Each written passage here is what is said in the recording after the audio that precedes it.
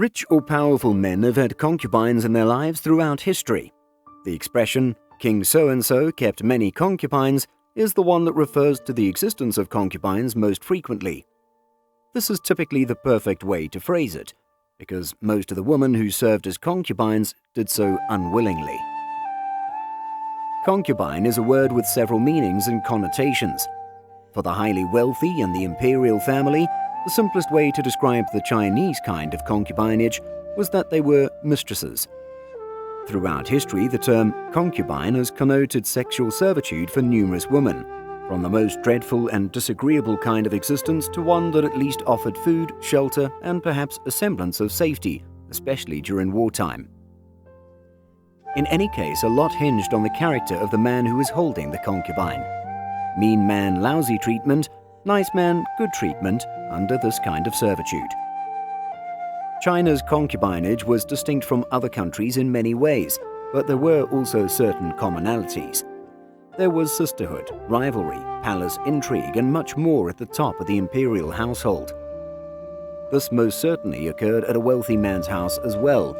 A man could only have one wife during the imperial period of Chinese history, which lasted until the Communist Revolution of 1949, but as many concubines as he could afford to house, clothe, and feed.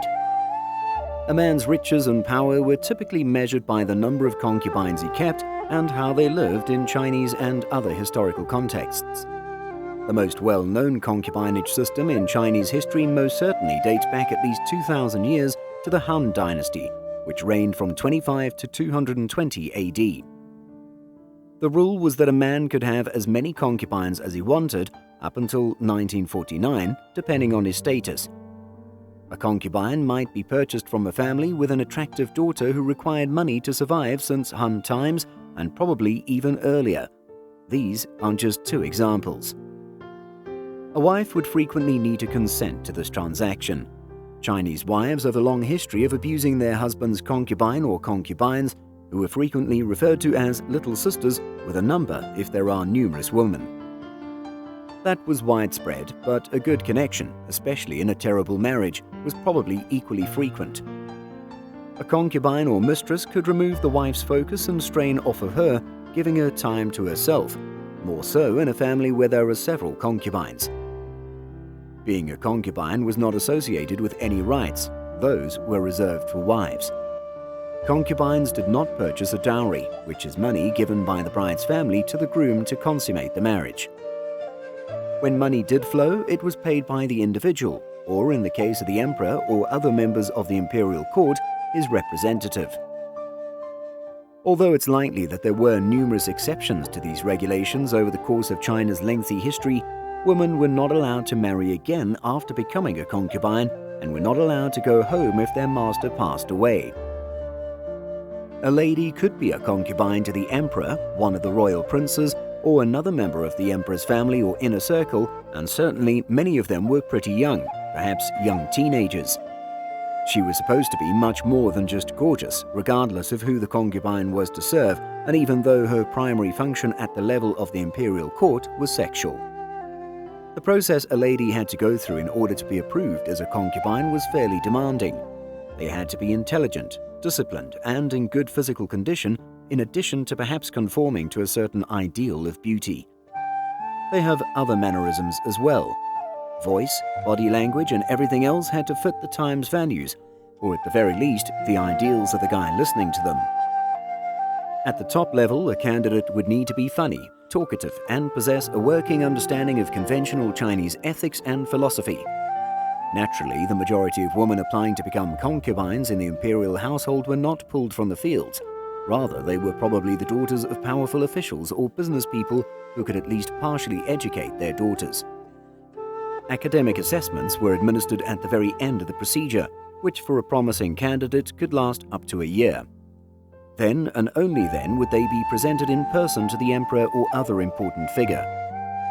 This last step might or might not include a more personal test, and teachings of that nature had probably been taught either explicitly in literature or by observation of the household servants. Of course, there were probably exceptions. In either case, a beautiful lady who wasn't very intelligent might be welcomed, and a less attractive woman who had charisma might as well.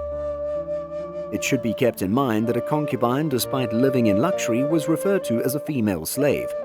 She could not approach the emperor unless she had been granted written permission as the emperor's favorite, since concubines of the emperor were not permitted to enter the Forbidden City, the center of the imperial household, or the government without his consent.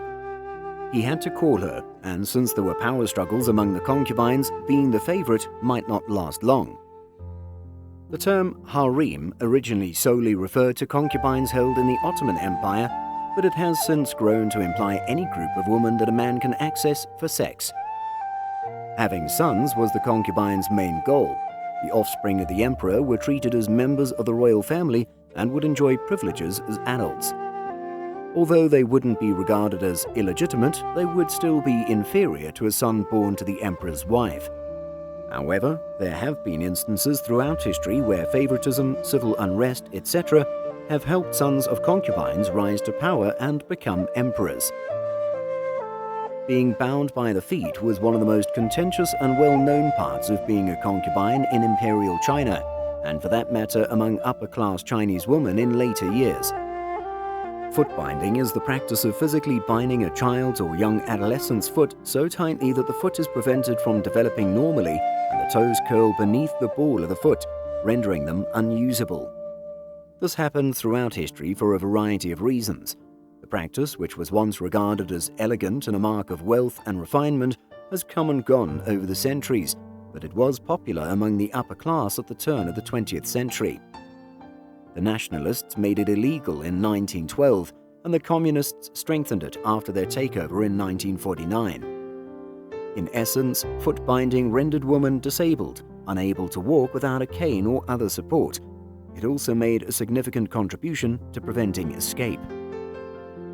The most well-known concubine in Chinese history lived not long ago, but rather until 1908. Additionally, she spent a large portion of her later years effectively ruling China. This was Sushi, the Empress Dowager.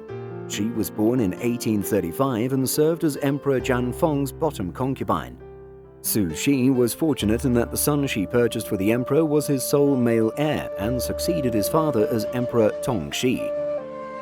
The empire was governed by a council of regents when the emperor was just 6 years old, but after the former emperor's brother Gong, Sushi, and Ashen, the emperor's first concubine, staged a coup and took over, it was obvious that Sushi and the emperor's uncle Gong had the true power.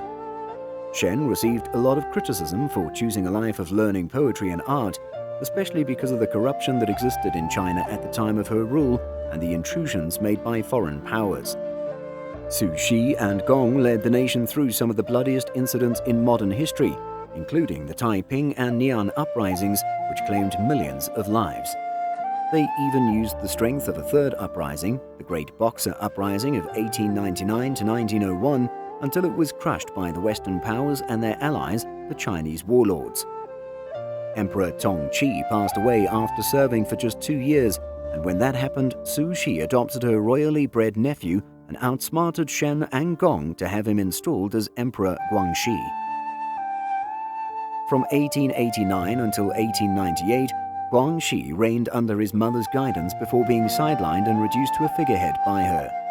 The former concubine held actual influence in the most populous country in the world until her demise in 1908.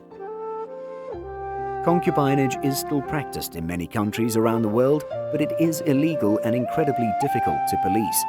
Young, attractive women can find a healthy or powerful married or single man to serve as their sugar daddy, and even advertise for one online in the United States, where it is rather common.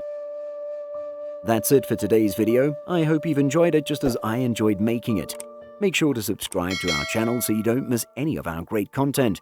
And as always, stay safe.